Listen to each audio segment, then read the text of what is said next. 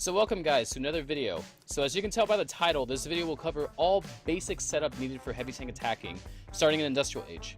There are other videos out there that cover these basic topics, but I wanted to make one since all I do is heavy tank on this channel. The heavy tank channel doesn't have a beginner's guide? Oh no! That doesn't make any sense now, does it? So here it is. So first, let's talk about when you can start heavy tanking, because I'm sure that's what you're asking. Is like, okay, I'm in Gunpowder, I'm in Medieval, I'm in Enlightenment Age. When do I get to have heavy tanks? Heavy tanks unlock from a level 3 factory, which is a Industrial Age factory. As you can tell by this picture, the Industrial Age factory, level 3, will cost you 120,000 oil, and it should take about 7, 8, 9 days, something like that. It's more in that ballpark. Once that is completed, you do not need to research anything for a level 1 heavy tank. It will be unlocked. To upgrade the heavy tank to heavy tank MK2, and you will need to do this for all the later ages if you want to upgrade to MK3, MK4, all the way up to MK6, sorry, you will need to get some oil for that. But when you get that level 3 factory and you click on it and go into it, you will have the heavy tank MK1 there ready for you to build. In Industrial Age, you will need specific library research that will vastly improve your heavy tank experience. First one, and let me tell you, this is the most important one, is the heavy tank splash damage as shown in this picture right here. So let's talk about this. How does splash damage work, and how is it different from a normal tank? The answer here is what separates average tanks or those special Greek and French tanks from a heavy tank. Obviously, there's going to be the hit points, difference. Obviously, heavy tanks have a little bit more hit points than just normal tanks. But splash damage is also it's huge. It's game changing. It's what takes you from, especially now with the silo, heavy tanks don't take any damage from it. This is what transforms heavy tanks into what they are now. This is what makes them so unique. So splash damage deals damage in what's known as area of effect. According to this picture, I literally pulled this straight from Google. AoE, or area of effect, are spells or attacks for our game. We need to make sure that we're talking about our game. So I pulled this from Google and it says spells, but for our game it's attacks which affect more than one target within a predetermined radius set by the game's mechanics. That's a lot of jibber jabber. Let's break it down a little bit. So in layman's terms, when a heavy tank fires, it deals damage to a clump of enemies.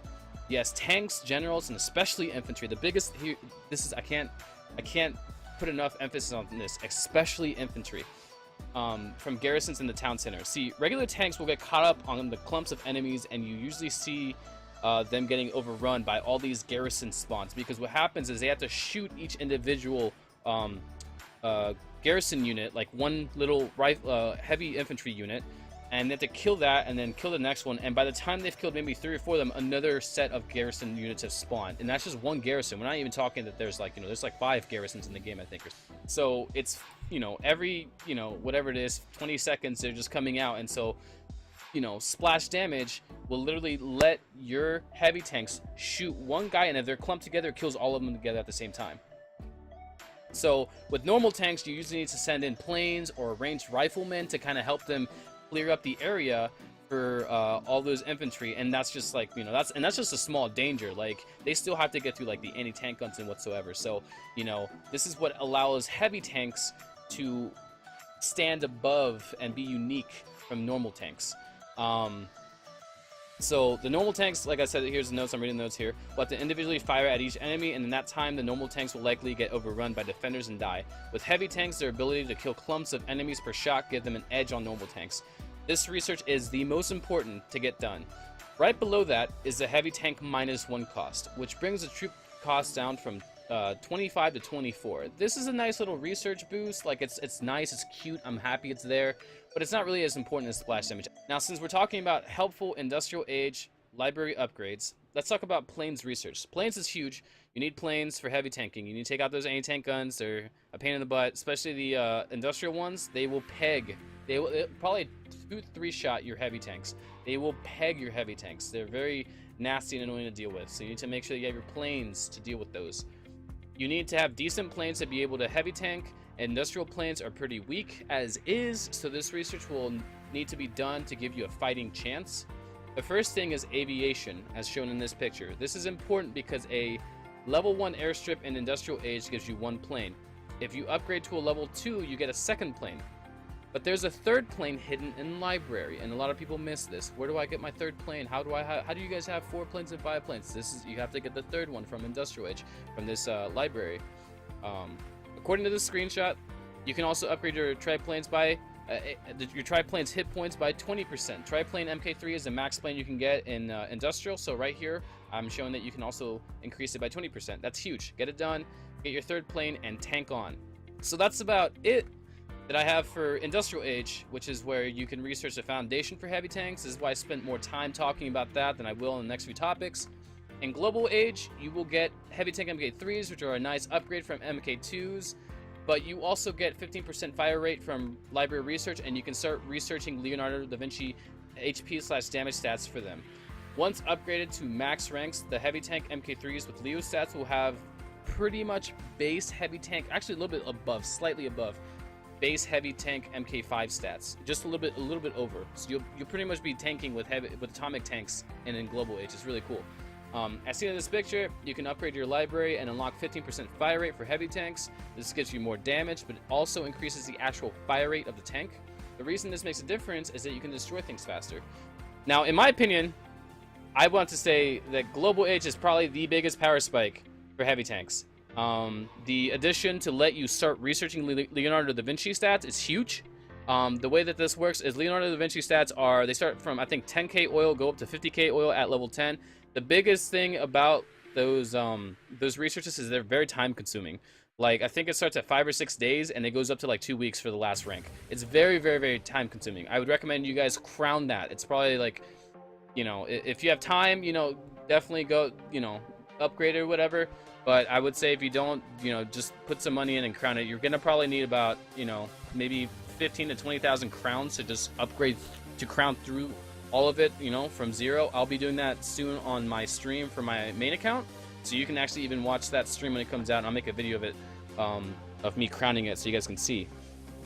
So Global Age gives you plus one plane from upgrading your airstrip, and the planes are, in my opinion right here, this is not fact, this is just my opinion, the most consistent damage dealing planes to Enlightenment A/industrial defenses. So you can start raiding like I do. If you've ever seen my streams, you see how I can just send like 2-3 planes in, kill a tower, speed rally off of it. Oh my god, I wish my planes could do that. And in Global Age, you can start doing that. Like, especially with museum artifacts right now, you can start doing that. It's going to become a thing, and it's just a really nice thing. Plus the hit points that you get from those planes, you can start like actually using your planes for real.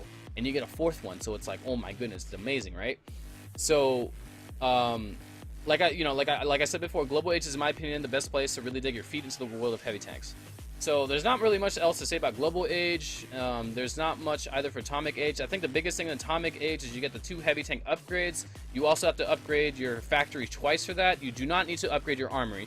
When you're upgrading heavy tanks from, like, let's say you're going from Industrial to Global Age, you do not have to upgrade the armory. You just have to upgrade the factory. You can crown the factory right away. We got the rush event going on, so right now your plan of attack could be crown the factory, and then after that you just go in and start researching heavy tanks. You do not have to worry about the armory. And the same goes for airstrip. You can upgrade the airstrip and start going into planes, but you do need to upgrade the armory for the new barracks troops. So that's something you need to keep in mind.